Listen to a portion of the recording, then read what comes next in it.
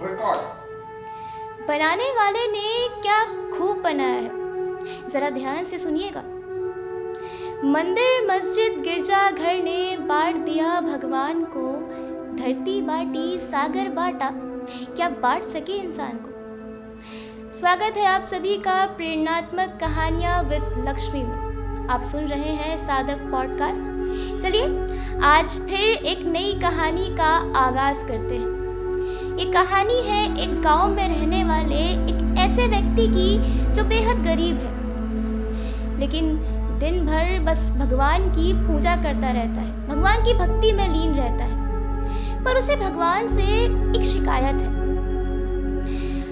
कि वो इतना गरीब क्यों है, भगवान ने उसे इतना गरीब क्यों बनाया है। और ये शिकायत भी शायद इसीलिए क्योंकि उस गांव का जमींदार, ऑब्वियसली जमींदार है तो अमीर तो होगा, खुश भी रहता है। हालांकि गांव के किसी भी व्यक्ति ने कभी भी उसे मंदिर जाते या पूजा करते नहीं देखा था, लेकिन फिर भी उसके पास उसकी मनचाही हर चीज थी। वो अपनी जिंदगी से खुश था और शायद इसी बात से वो व्यक्ति जमींदार से जलता था। ये बात जो मैं आपको कहने वाली हूँ शायद आपको थोड़ी फिल्मी लगेगी कि स्वयं भगवान धरती पर आए, लेकिन कहते हैं ना कि भगवान के घर देर है मगर अंधेर नहीं। तो भगवान एक दिन उस गरीब व्यक्ति की सुन ही लेते हैं और उससे उस मंदिर में मिलते हैं जिस मंदिर में वो रोजाना पूजा करने जाता था। एक रोज जब वो व्यक्ति पूजा करने के लिए जाता है तो मंदिर में उसे एक साधु बाबा दिखते हैं। वो झुककर उन्हें प्रणाम करता है और उन्हें अपने घर लेकर आता है ताकि उनकी सेवा कर सके।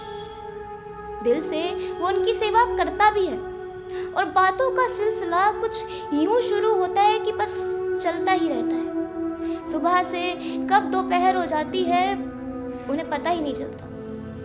बातों ही बातों में वो व्यक्ति बाबा जी को उस जमींदार के बारे में बताते हैं कि कैसे वो इतना रईस है जबकि वो भगवान की पूजा तक नहीं करता, और वो जो दिन भर भगवान की पूजा करता है उसे भगवान ने कुछ नहीं दिया। वो बाबा जी से शिकायतें भी करता है, क्या भगवान को मेरी आस्था नजर नहीं आती, मेरी पूजा नजर नहीं आती, क्या भगवान को मेरी श्रद्धा नजर नहीं आती। बाबा जी उसकी बातों को बहुत ध्यान से सुनते हैं। बाबा जी के पास एक छोटा सा थैला होता है, वो उस थैले को टटोलते हैं और उसमें से एक सुई निकालते हैं। जी हाँ, वही सुई जिसे हम अपने घरों में सिलने के लिए, कपड़ों को सिलने के लिए यूज करते हैं। बाबा जी उससे कहते हैं, क्या तुम मेरे एक सवाल का जवाब दे सकते हो। वो कहता है कि कैसा सवाल, पूछिए। बाबा जी कहते हैं कि सुई को देखो और ये बताओ, क्या इस सुई के छेद से कोई हाथी गुजर सकता है। वो व्यक्ति मंद मुस्कान लिए बाबा जी को देखता है और उसके बाद जोर से हंसता है, जाने क्या मिल गया था। फिर कहता है कि बाबा जी आप इतने सिद्ध पुरुष होके ऐसी बातें कैसे कर सकते हैं, ये तो बेवकूफ़ी भरी बात है।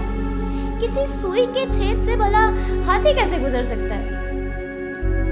बाबा जी उसे कुछ नहीं कहते, उसे कहते हैं कि तुम मेरे साथ चलो। वो बाबा जी से पूछता भी है कि कहाँ चल रहा है, लेकिन बाबा जी उसे कुछ नहीं कहते, बस इतना कहते हैं कि बस तुम मेरे साथ चलो। वो व्यक्ति और बाबा जी जमींदार के घर पहुँचते हैं। जब जमींदार को ये पता चलता है कि उसके घर पर एक सिद्ध पुरुष, एक सिद्ध बाबा पधारे हैं, तो वो सारे काम काज छोड़कर उनकी खिदमत में लग जाता है। वो उन्हें आदर से अंदर लेकर आता है, सम्मान से एक आसन पर बिठाता है, उनके लिए भोजन का प्रबंध करता है और खुद जाकर उनके चरणों के पास बैठ जाता है और बाबा जी से कहता है कि हे महाराज, आपने यहाँ आने का कष्ट क्यों किया। आप कहते तो मैं खुद ही आपके पास चला आता। बताइए कि मैं आपकी क्या सेवा कर सकता हूँ।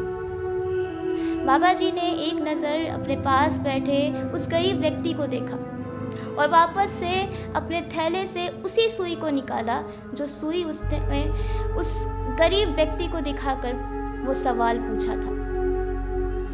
बाबा जी ने जमींदार से कहा कि मेरे पास तुम्हारे लिए एक प्रश्न है, क्या तुम उस प्रश्न का उत्तर मुझे दे सकते हो? जमींदार ने कहा कि बेशक, पूछिए। बाबा जी ने कहा कि सुई को देखो और मुझे बताओ, क्या उस सुई के छेद से कोई हाथी निकल सकता है? जमींदार ने एक नज़र उस गरीब व्यक्ति को देखा और पलट कर वापस बाबा जी को देखा। वो बाबा जी को देखकर मुस्कुरा दिया। कहानी में आगे मज़ा आएगा, लेकिन उससे पहले अगर आपने इस चैनल को सब्सक्राइब नहीं किया तो जल्दी से कर लीजिए, ताकि ऐसी और भी कहानियाँ मैं आप तक पहुँचा सकूँ। जमींदार ने बाबा जी को देखकर मुस्कुराया और कहा कि ये सब तो ईश्वर के हाथ में है।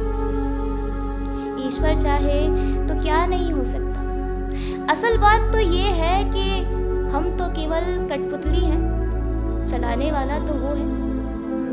वो चाहे तो एक लकड़ी के टुकड़े को सोने में बदल सकता है और हीरे जवाहरातों को पत्थर में बदल सकता है। हाथी तो बस एक छोटा सा जीव है। ईश्वर चाहे तो इस छेद से पूरी कायनात, पूरा संसार, पूरा विश्व गुजर सकता है। जमींदार का ये जवाब सुनकर जो गरीब व्यक्ति बाबा जी के साथ बैठा था ना, वो हैरान हो गया। शायद उसे समझ में आ गया था कि उसकी और उस जमींदार की सोच में कितना फर्क है।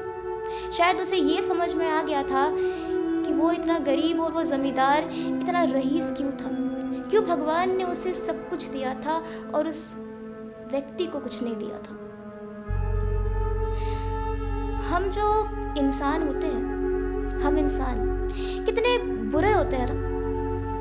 भगवान ने एक धरती बनाई थी, हमने सरहदों में बांट दी। हम बेवजह चीजों के लिए लड़ते हैं, धर्म के लिए, जाति के लिए, पैसों के लिए। जिनके लिए लड़ना चाहिए उनके लिए नहीं लड़ते।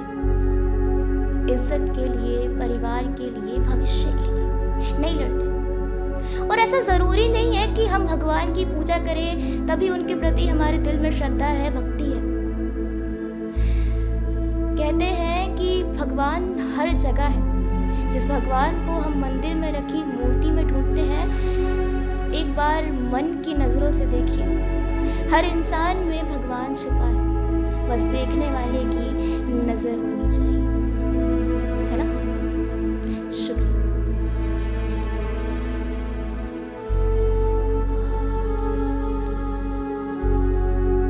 Sadhak is available on all leading social media platforms.